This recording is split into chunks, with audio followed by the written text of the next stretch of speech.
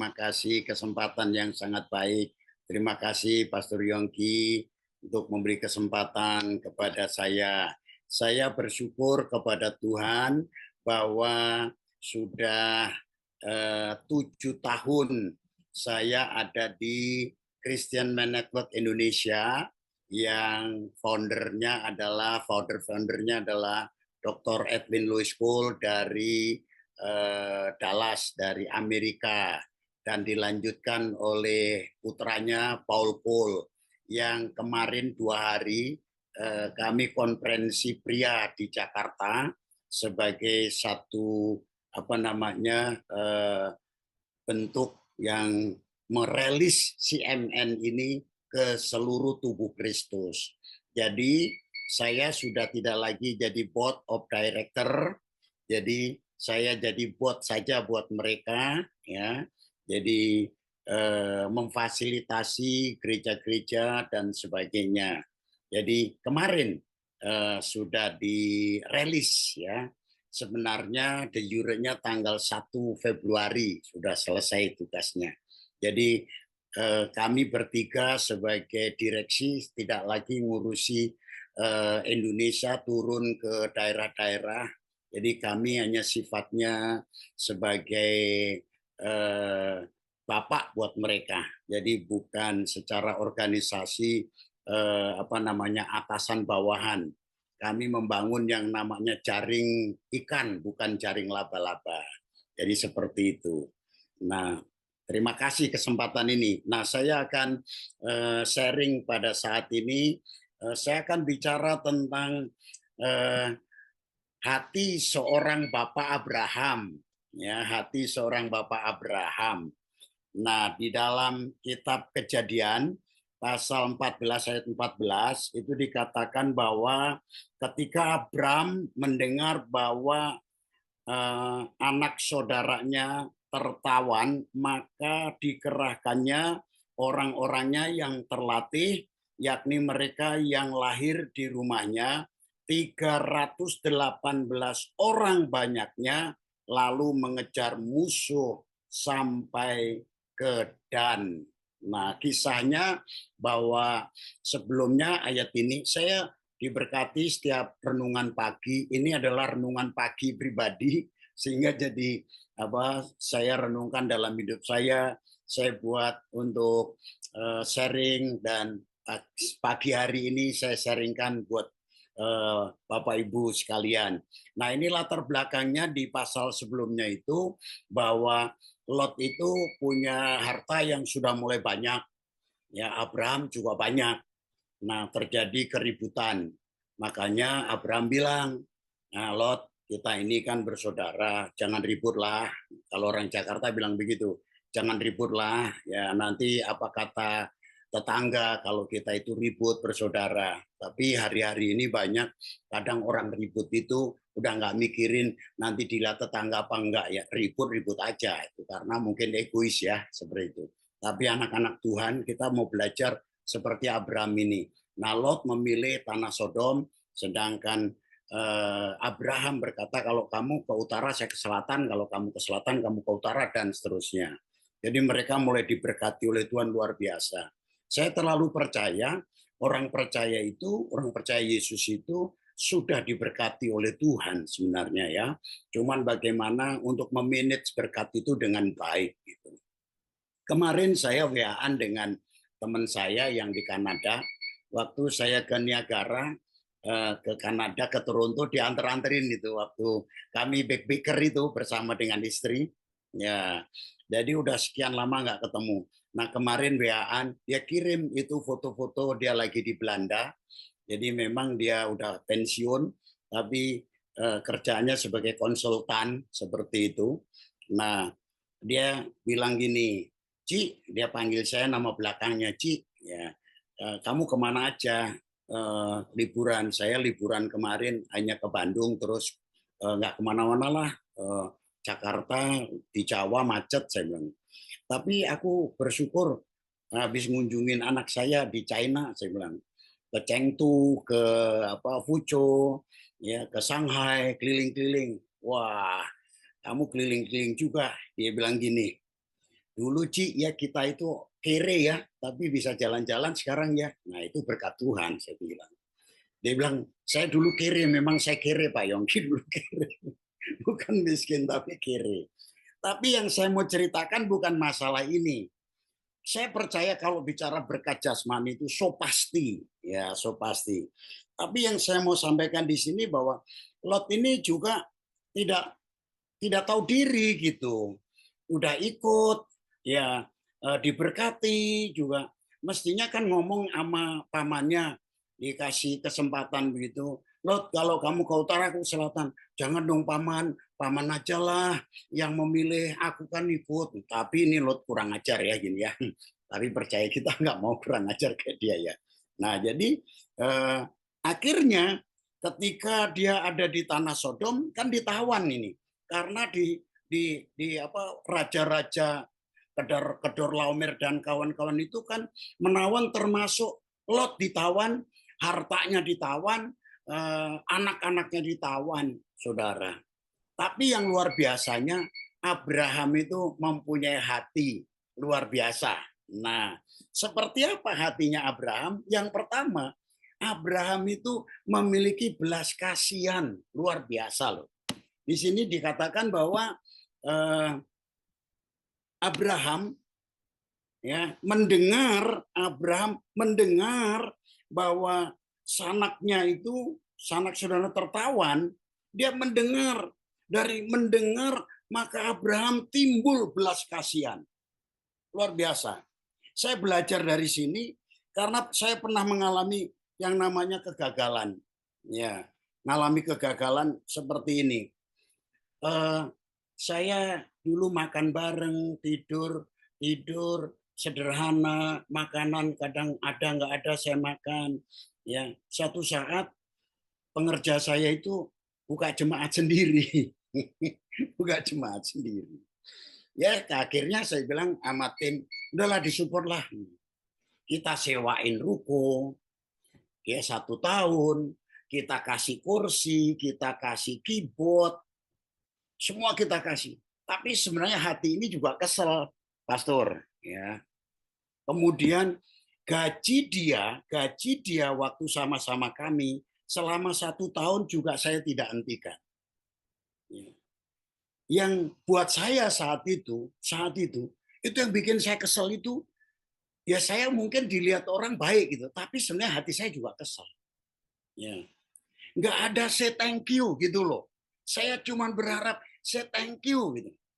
Tapi saya lihat Abraham ini ya, luar biasa loh, luar biasa. Saya belajar. Nah, 2 hari lalu saya renungan ini, saya pikir, wah luar biasa ya Abraham itu ya. Saya mau belajar kayak Abraham. Mungkin secara lahiriah supaya dilihat orang, saya lakukan itu. Kontrakin ruko, kasih kursi, kasih sound system, kasih keyboard, gaji setahun saya kasih. Tapi saya harus belajar lagi lebih dari itu rupanya. Ya. Nah, satu saat dia bilang gini, Pak, saya jadwal khotbah ya di tempat saya. Saya bilang, saya waktu itu Pastor Yongki, terus terang saja ini saya berkata saat itu saya bilang gini, nggak usah lah, kamu lebih pintar dari saya, percuma kamu ngundang pengkhotbah yang lebih bodoh dari kamu, nggak dapat apa-apa nanti. Aku kan lebih bodoh, nggak usah. Itu kesel saya. Saya sadar itu, saya bertobat lah, nggak boleh kayak begitu. Seringkali kita udah nolong orang, segala macam. Kita kan pengen ya dapat balasan ya. Bapak Ibu, kalau kita nolong orang, orang itu nggak say thank you, bagaimana rasanya? Terus kemudian mengkhianati kita. Waduh, sakit. Saya belajar dari sini.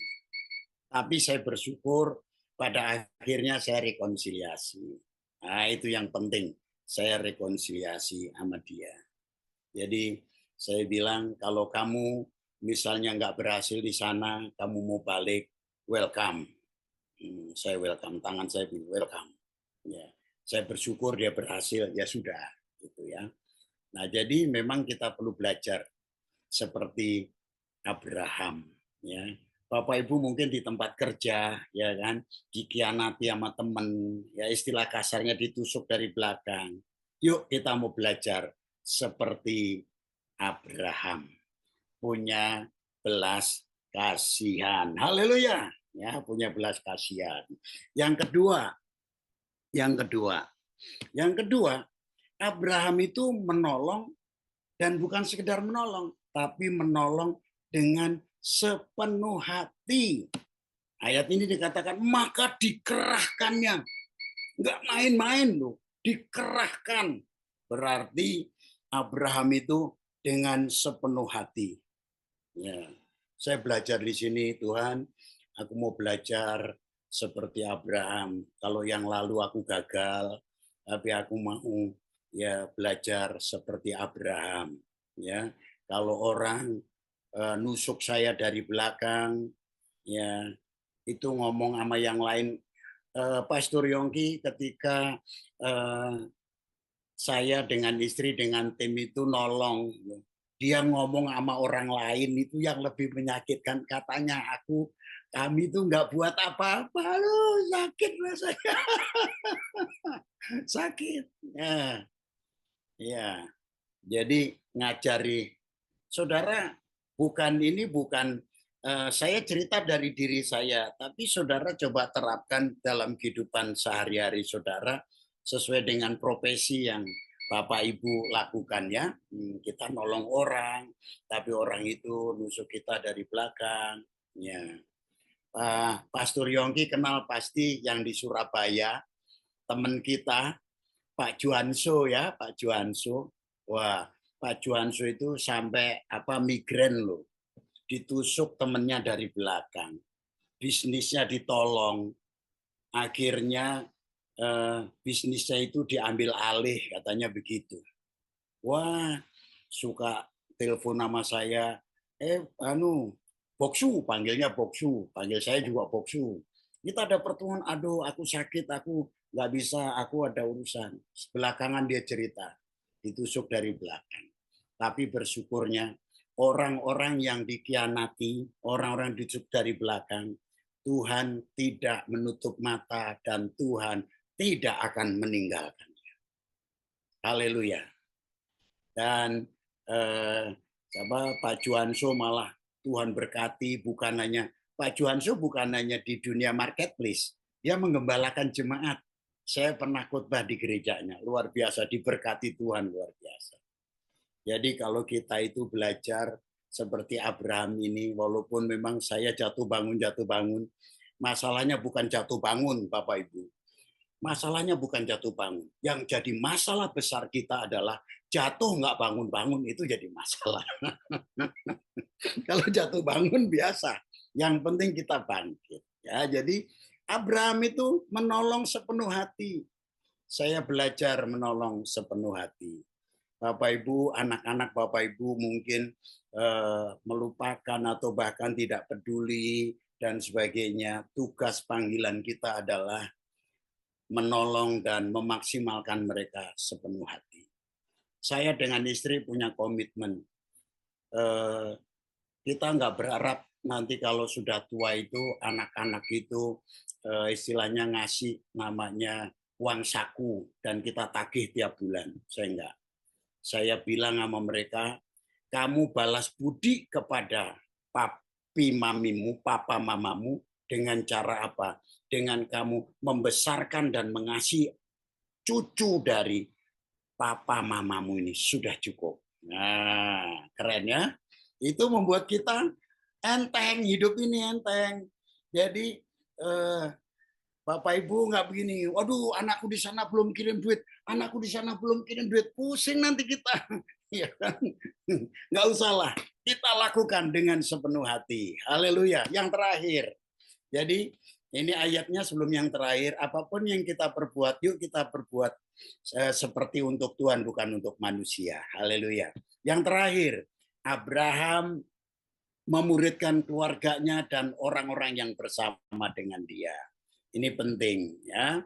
Ya, ternyata di rumah Abraham yang lahir bersama dengan Abraham itu yang terlatih ini, yang dikirim untuk apa namanya, yang dikirim untuk berperang itu sebanyak berapa itu ya? Sebanyak 318 orang banyaknya. Bayangin, luar biasa. Ini orang terlatih, ini tentara. Rupanya Abraham itu melatih mereka. Nah, tugas panggilan kita, Bapak Ibu, sebagai orang tua, ya sebagai ini, kita yang penting memaksimalkan anak-anak. Ya, maksimalkanlah mereka, maksimalkan orang-orang di sekeliling kita. Udah cukup, nggak perlu meminta balasan. Nanti Tuhan yang akan membalaskan buat kita. Ya, ada cerita kegagalan. Ya, saya bisa cerita seperti saya dulu cerita tentang kegagalan. Saya ini tadi Pastor Yongki bilang, saya salah satu direktur Christian Management Indonesia. Ya. Bukan berarti saya sudah hebat. Pernah gagal di keluarga. Tapi saya bersyukur, ya, anak saya itu bilang begini, Pak, Ma, aku mau ngaku apaan? Aku telah sekian lama terikat dengan pornografi. Itu terus terang loh, rambut saya itu kayak kebakar, menguap begini rasanya. Waduh, terus kamu cerita sama siapa? Ini yang lebih membuat saya itu benar-benar terpukul. Saya udah cerita sama om dan tante itu. Istri saya itu udah mau ngomong, diam dulu dah, diam, kita dengerin. Di hati ini begini, kenapa kamu nggak cerita sama papa, cerita sama orang lain, malu-maluin. Waduh, tapi saya dalam hati, oke, kamu udah mau cerita, terus apa yang kamu lakukan? Aku bertobat, yuk aku doain. Gak gampang, di keluarga itu gak gampang. Dan saudara dengan cara itu, anak itu lebih terbuka lagi dengan saya. Nah, saya dulu dengar ceritanya cuman kadang ngelus dada ya. Ada seorang yang sibuk, dia seorang pengusaha. Dia sibuk untuk kerja, semuanya diserahkan kepada istrinya, dan anaknya ini di gereja itu jadi andalan main keyboard. Kelihatan alim sekali. Dan setiap selesai main keyboard, sama mamanya itu dikasih duit. Ternyata duitnya untuk beli narkoba. Selesai main keyboard, ibadah. Dia masuk ke kamar kecil, terus kemudian dia ngisep. Baru ketahuan itu setelah dia OD. Waktu dia OD, suami istri berantem. Suaminya angkat bubble, yang untuk bubble yang paling gede itu mau dilempar ke istrinya. Dia bilang, kamu nggak becus mendidik anak. Dan ribut besar. Dan singkat cerita, saudara, keluarga ini saya dipulihkan akhirnya. Suami istri ini sadar. Tapi yang sangat mengerikan, saya kunjungin dia di rumah sakit. Itu sudah OD, lihat saya ini bagus ya, udah begitu. Dan sudah itu pokoknya gak ada. Tapi bersyukur, keluarga ini memulai dari keluarganya, anak-anaknya. Yuk kita mulai dari orang-orang dekat. Abraham berhasil. Abraham berhasil. Satu lagi kesaksian untuk mengakhiri ini cerita saya ini, saudara. Ketika kita ini peduli dengan seperti Abraham ini ya, orang-orang yang di sekeliling kita, mengampuni, mengasihi, all out, ya, ibu-ibu, ya bapak-bapak, buat anak-anak all out itu tidak sia-sia. Ya. Bapak rohani saya cerita begini, karena Bapak rohani ini punya Bapak rohani lagi, dia bilang gini, apapun orang-orang yang kau pimpin, itu jangan pernah kau buang. Betul. Jadi yang dipimpin ini di rumahnya itu menghamili asisten rumah tangga. Bagaimana saudara seperti itu? Wah, dan dia seorang yang terpandang di daerah itu. Pasti. Tapi anak ini dipeluk, dia bilang, kamu tetap anakku, tapi konsekuensi juga harus kamu terima. Dibina. Udah dibina, masih nyuri duit di gereja itu. Nyuri di rumah itu. Terus dia bina. Singkat ceritanya, dia pulih. Setelah pulih, dua-duanya bertobat sungguh-sungguh. Ketemu dengan pemimpinnya, dengan bapak rohaninya ini di satu daerah tertentu. Dia dipakai Tuhan jadi seorang pemimpin untuk memulihkan keluarga-keluarga yang lain. Ya, keluarga-keluarga yang lain. Itu sangat luar biasa. Dan ini sangat mengajarkan kepada saya, kalau dulu saya kalau nggak suka saya buang. Orang nggak suka saya buang. Ya kan? Itu.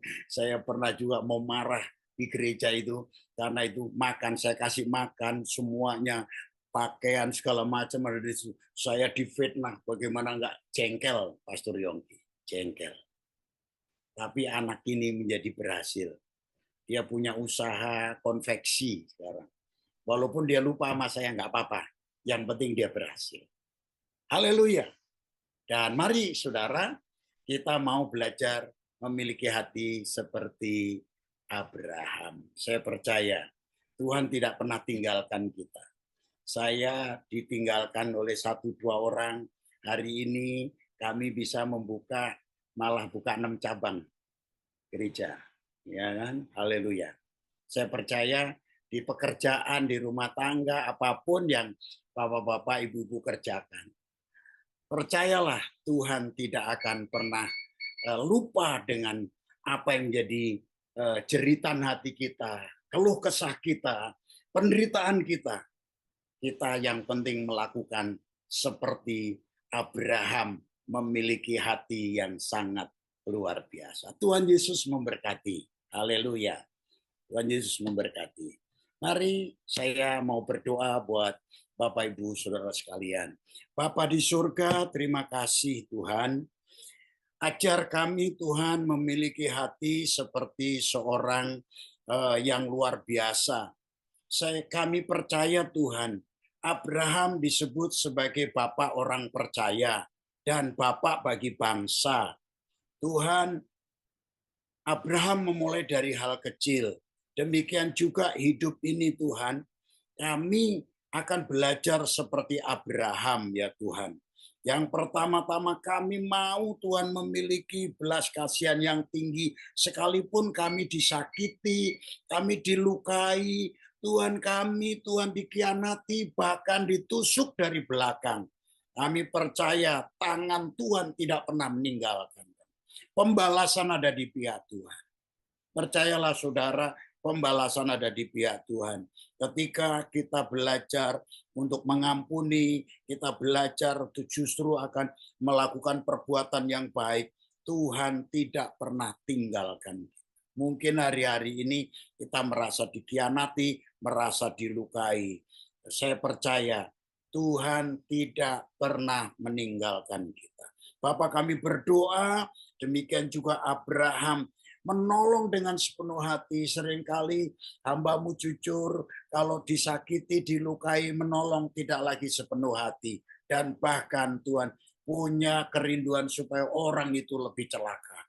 Tapi Abraham memiliki hati yang luar biasa. Demikian juga ajarlah kepada hamba-Mu, kepada umat-Mu yang mendengar tentang kebenaran ini, untuk menolong orang yang pernah mengkhianati, minta tolong, kami akan tolong dengan sepenuh hati. Dan pada akhirnya kami akan terus melakukan bagian kami, Tuhan, untuk yang namanya memaksimalkan orang lain. Sekalipun kami tidak semaksimal, dan orang itu akan menjadi orang yang luar biasa, sekalipun kami menjadi biasa-biasa. Kami percaya pembalasan ada di tangan Tuhan. Terpuji namamu. Kami mengucap syukur, meteraikan firman-Mu dalam hati kami. Di dalam nama Yesus Kristus, hamba-Mu berdoa dan bersyukur. Haleluya. Amin.